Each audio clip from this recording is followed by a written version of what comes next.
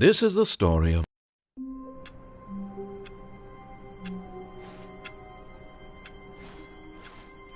all of his co-workers were gone. What could it mean?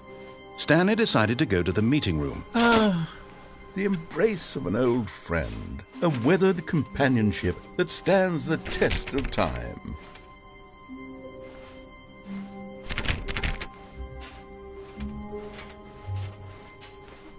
Stanley clutched the bucket tightly to his chest and entered the door on his left.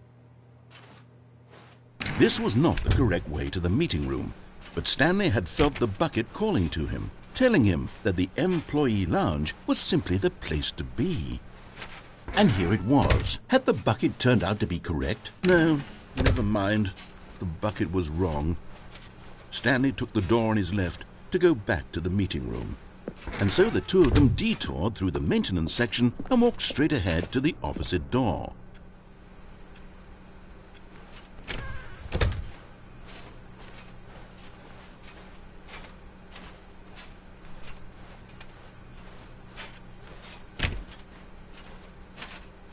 Still no one was here. Stanley needed the bucket's warmth and comfort now more than ever. Perhaps his boss's office was where he'd find answers.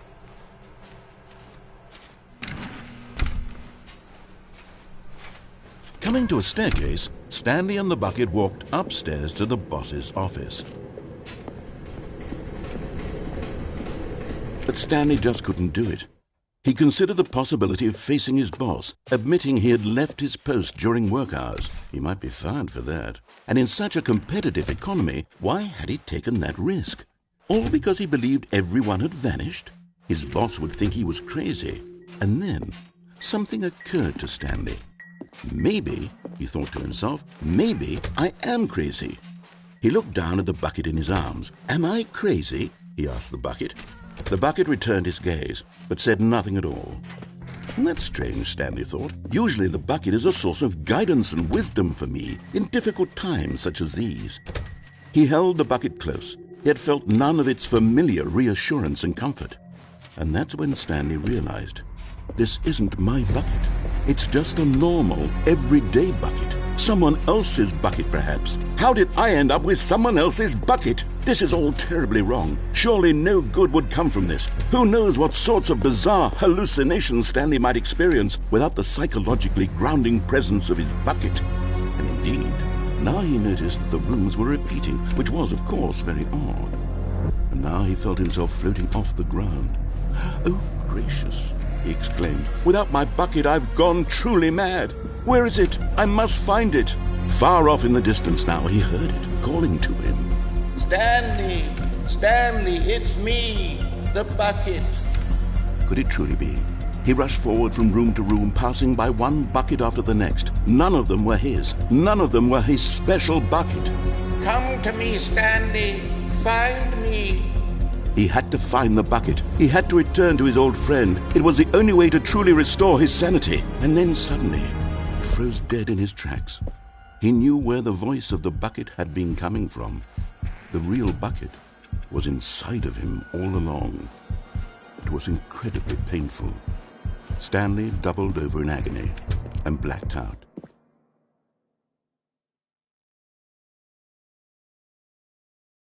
This is the story of a woman named Mariella.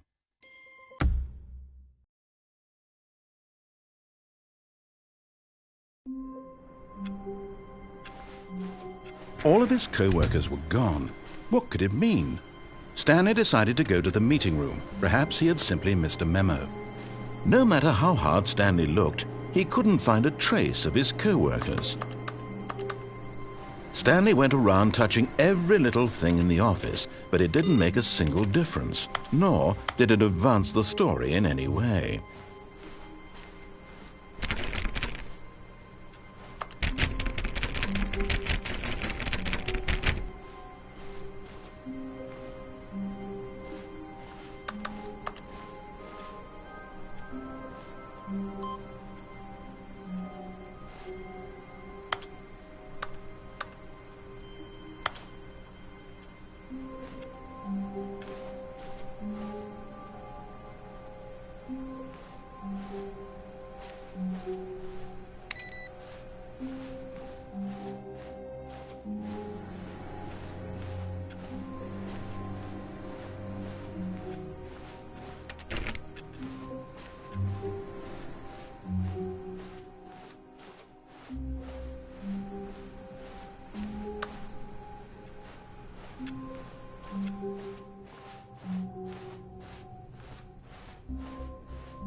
When Stanley came to a set of 2 open doors, he entered the door on his left.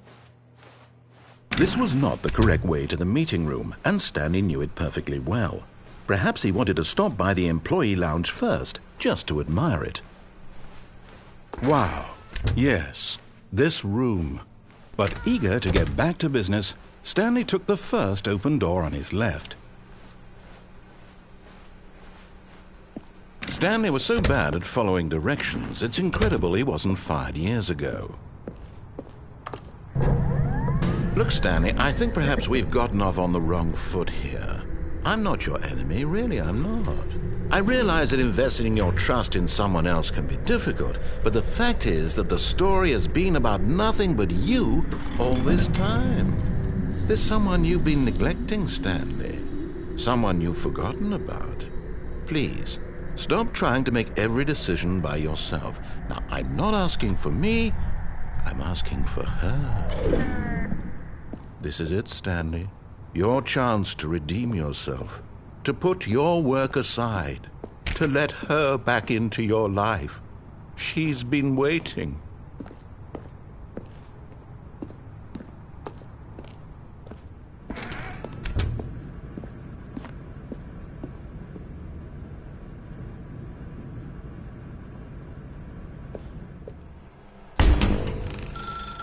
That's her, Stanley. You need to be the one to do this, to reach out to her. If you can truly place your faith in another, then pick up the phone.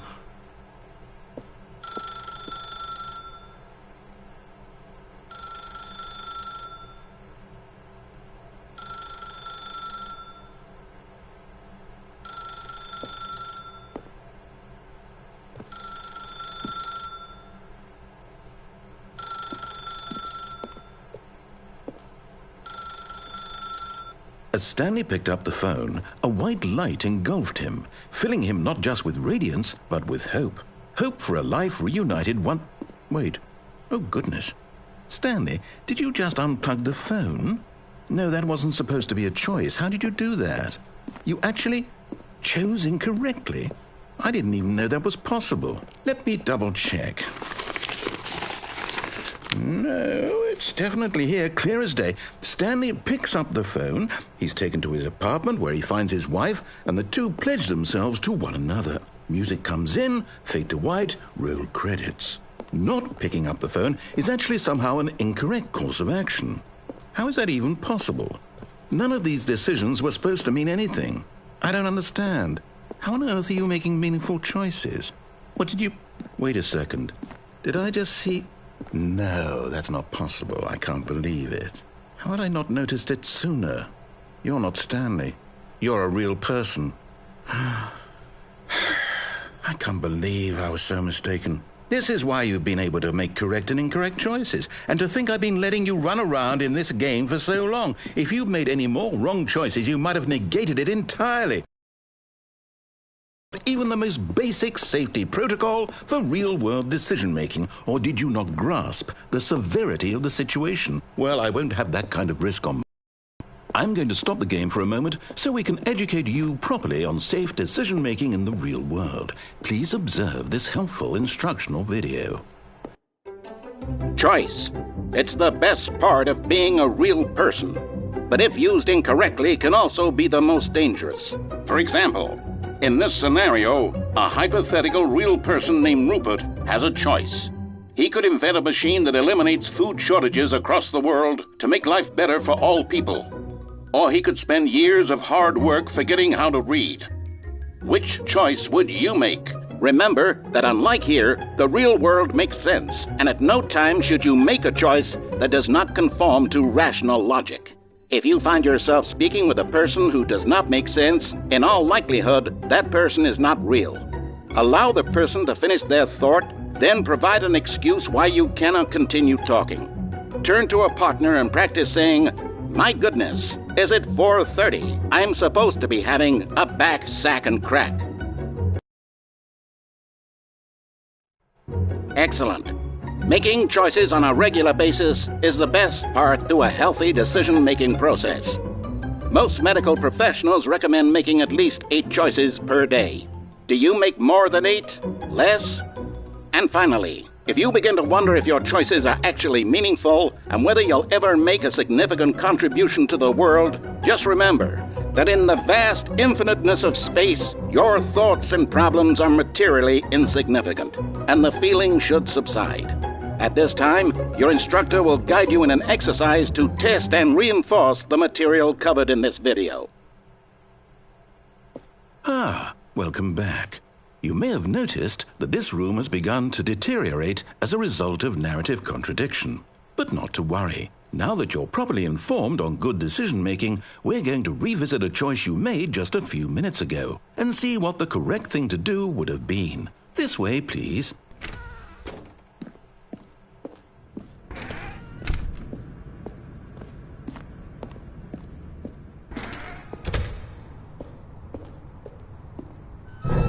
Now that we know your choices are meaningful, we can't have you jumping off the platform and dying. Imagine the main character dying senselessly halfway through the story. That story would make no sense at all. We just need to get you home as soon as possible before the narrative contradiction gets any worse. Unfortunately, it seems this place is not well equipped to deal with reality.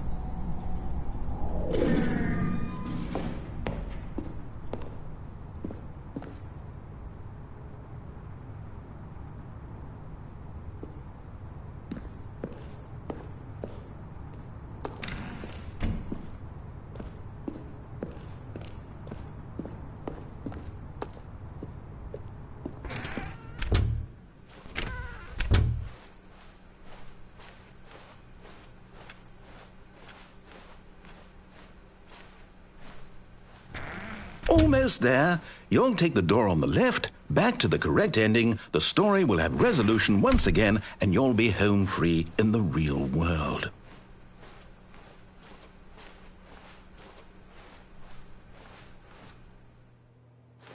Now remember, all you need to do is behave exactly as Stanley would.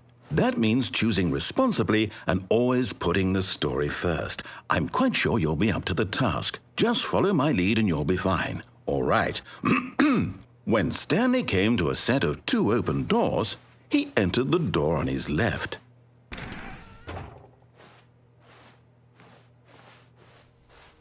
No! Why did you do that? Quickly, hurry back in the other direction. Perhaps we're not too late.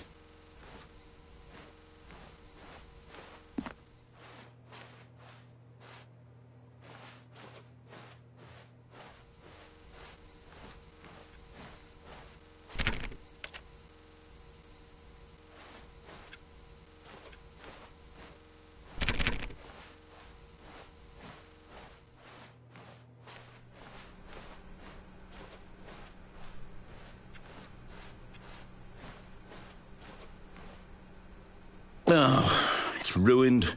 I can't believe, after everything we talked about, that my story, you've destroyed my work. Why? For what? What did you get out of that? What did you think was so special about seeing the game undone, left here like so much garbage? It's worthless now.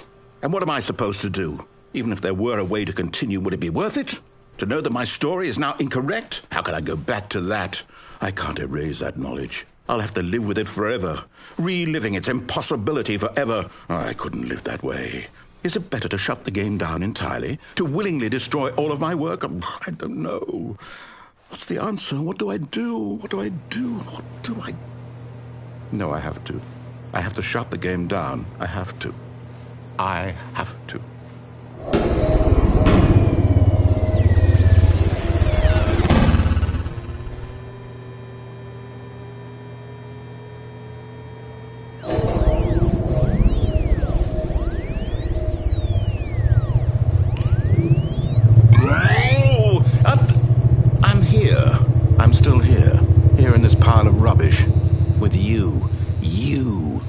Thought you were so clever.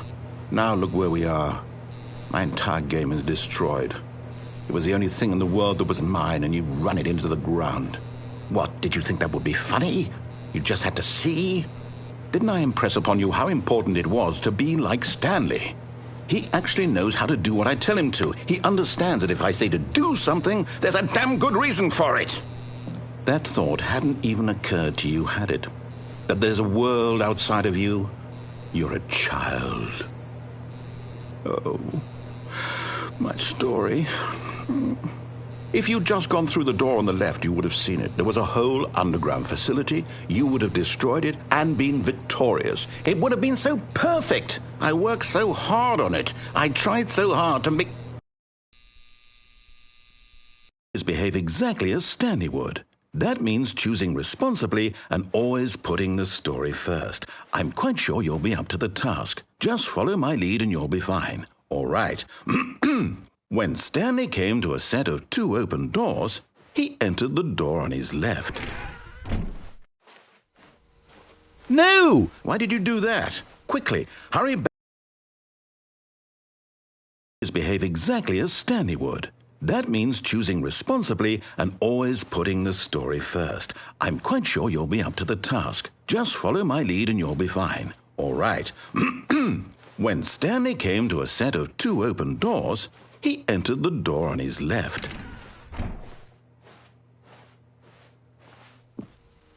No! Why did you do that? Quickly, hurry back. Behave exactly as Stanley would. That means choosing responsibly and always putting the story first. I'm quite sure you'll be up to the task. Just follow my lead and you'll be fine. All right. When Stanley came to a set of 2 open doors, he entered the door on his left. No! Why did you do that? Quickly, hurry back.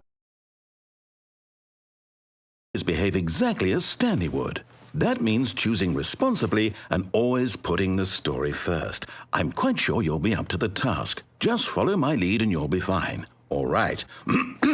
When Stanley came to a set of 2 open doors, he entered the door on his left.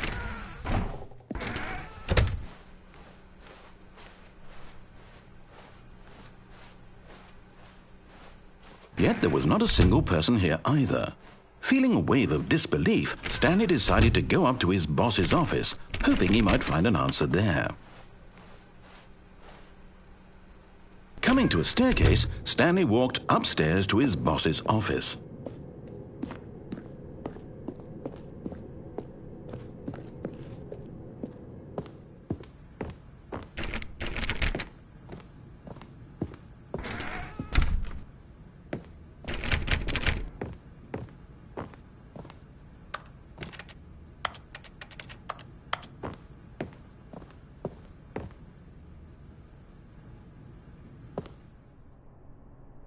Stepping inside his manager's office, Stanley was once again stunned to discover not an indication of any human life.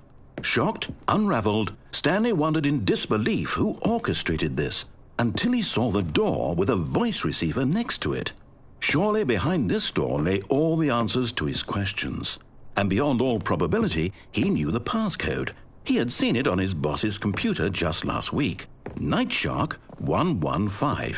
Was this the code to open the door? Would it still work? There was only one way to find out. Stanley had been trained never to speak up, but now he would draw from within himself the courage to face the unknown. He drew a sharp breath and then spoke the code.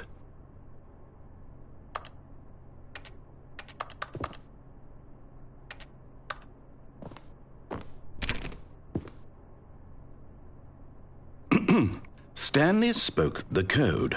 Nightshark 115. He spoke it into the receiver, right there on the wall.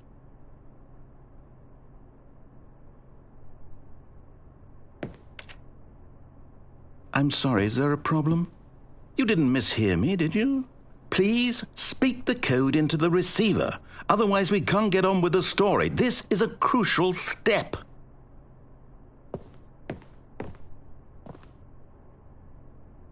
Okay, fine, you're not going to do it, but you know what? It's pretty humiliating to bring you this far, only for you to suddenly decide you have better things to do. I asked you for this one single thing, for your respect, The kind of respect Stanley shows for his choices. He knows what it means to take a story seriously.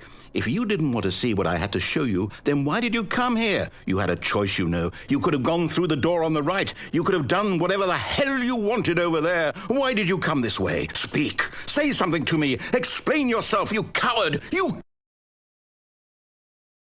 When Stanley came to a set of 2 open doors, he entered the door on his left.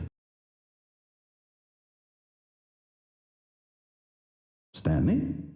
Hello? Are you... Is everything okay? Stanley, please. I need you to make a choice. I need you to walk through the door.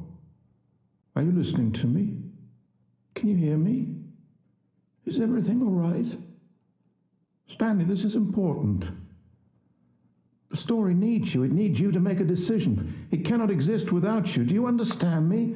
Whatever choice you make is just fine. They're both correct. You cannot be wrong here. We can work together. I'll accept whatever you do. I simply need you to take that step forward, please. Choose. Do something. Anything. This is more important than you can ever know. I need this. The story needs it. So, you hear me? Are you there? Are you listening to this? Stanley, are you there? Okay. It's okay, I can wait. To decide. Time to make sure your choice is correct. That is the best choice. That's all right. I'll wait for you to decide what's the right thing to do. Take as much time as you need.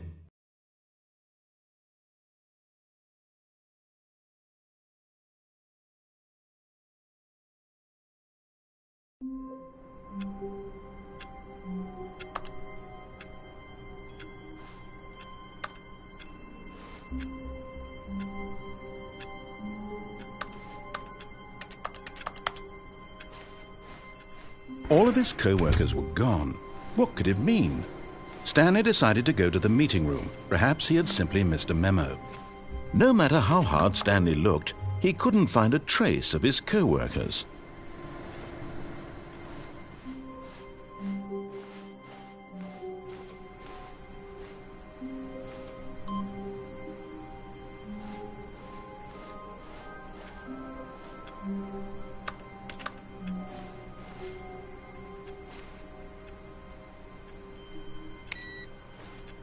The bucket made Stanley want to be a better man and a better co-worker. In time, perhaps, he would become both of those. Stanley clutched the bucket tightly to his chest. This was not the correct way to the meeting room, but Stanley had felt the bucket calling to him, telling him that the employee lounge was simply the place to be.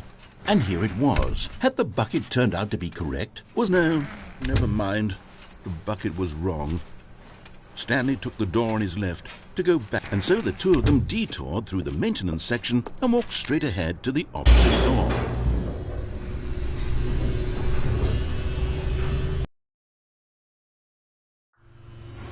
Oh, good Stanley, I'm glad you found your way here. I knew you'd find this place eventually.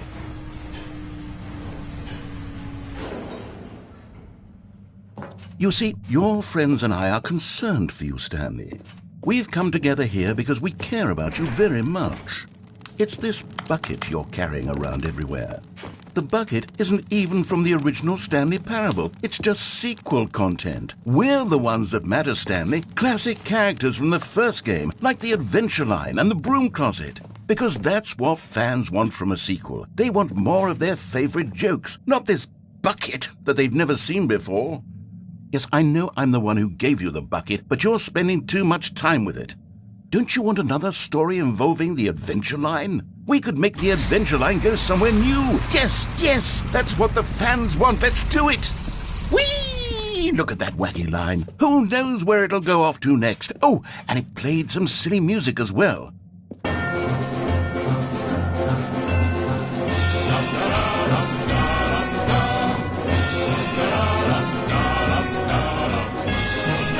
Now this is what the Stanley Parable is all about. Don't you remember all those great jokes from the original dialogue? Also, Stanley is addicted to drugs and hookers. Yes, it's as classic now as it was back then. Let's do it for the fans, Stanley. Let's give them more content exactly like this.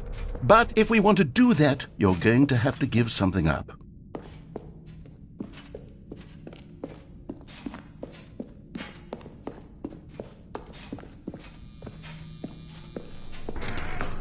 Don't you get it, Stanley? We need to get rid of the bucket. That's why I'm very proud to introduce a brand new character. This is the Bucket Destroyer. I think it'll make a wonderful new addition to the rich lore of the Stanley Parable. True, it also was not in the original game, but it's such a well-fleshed-out character with so much personality that to me it already feels as though it's been part of the cast all along. Don't you agree? Can you guess what the Bucket Destroyer does? Surely you don't need me to spell it out for you. Go ahead now, Stanley. Say goodbye to the bucket, and then pop it into the machine when you're ready.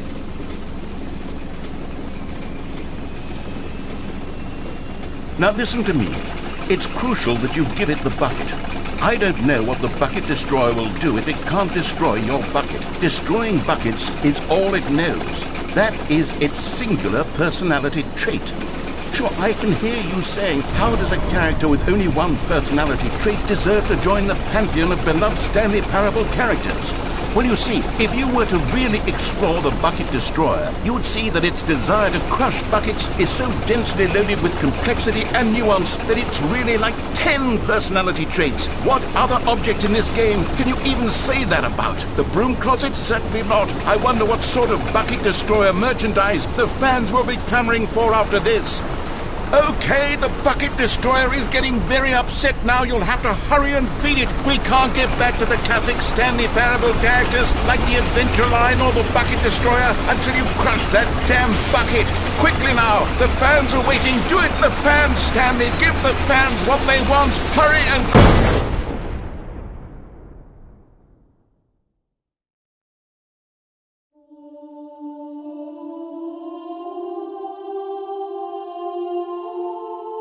The Bucket Destroyer, my prized creation. You had so much potential. We were going to do such marvelous things with you, tell such spell-binding stories about you. All of it squandered now. Goodbye, new friend. For the moment in time that you were here, you were magnificent.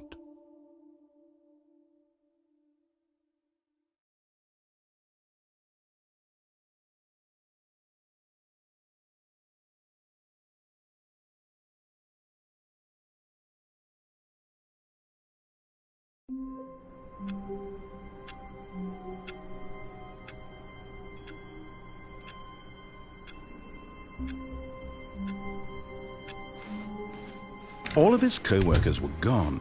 What could it mean? Stanley decided to go to the meeting room. Perhaps he had simply missed a memo.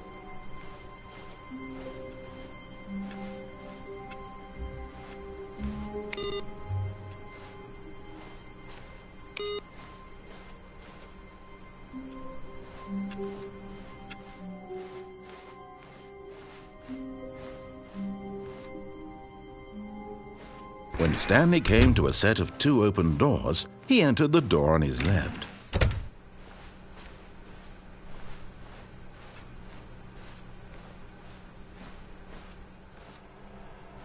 Yet there was not a single person here either.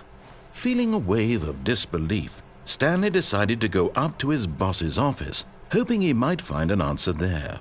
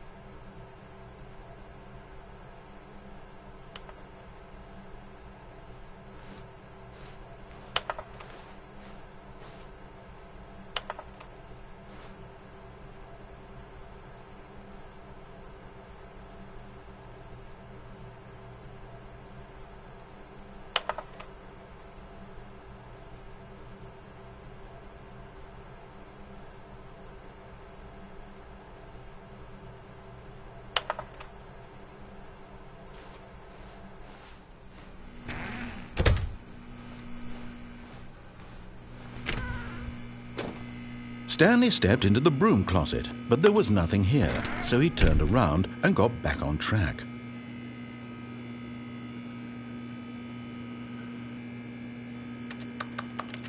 There was nothing here. No choice to make, no path to follow, just an empty broom closet. No reason to still be here.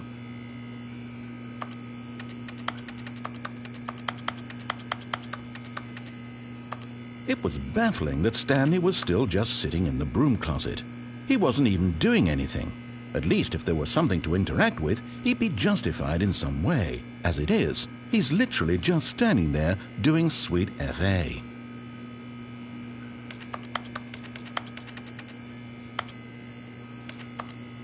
Are you really still in the broom closet? Standing around doing nothing? Why? Please offer me some explanation here. I'm genuinely confused.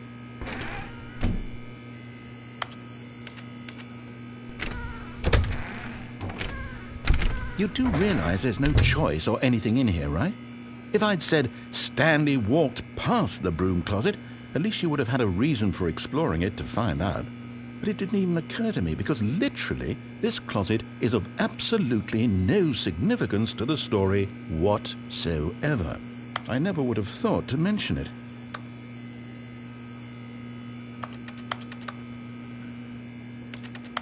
Maybe to you this is somehow its own branching path. Maybe when you go talk about this with your friends you'll say, "Oh, did you get the broom closet ending? The broom closet ending was my favourite." I hope your friends find this concerning.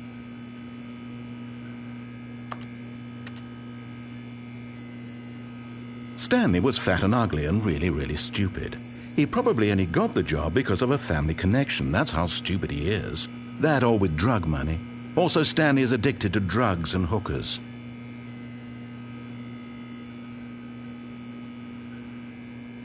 Well, I've come to a very definite conclusion about what's going on right now. You're dead. You got to this broom closet, explored it a bit, and were just about to leave because there's nothing here, when a physical malady of some sort shut down your central nervous system and you collapsed in front of your screen. Well, in a situation like this, the responsible thing is to alert someone nearby so as to ensure that your body is taken care of before it begins to decompose. Hello? Anyone who happens to be nearby? The person at this computer is dead.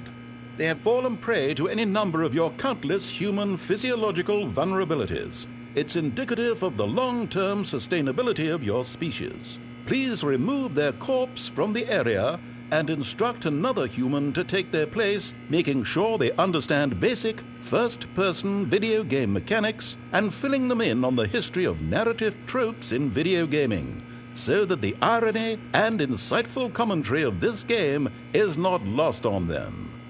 All right, when you've done that, just step out into the hallway.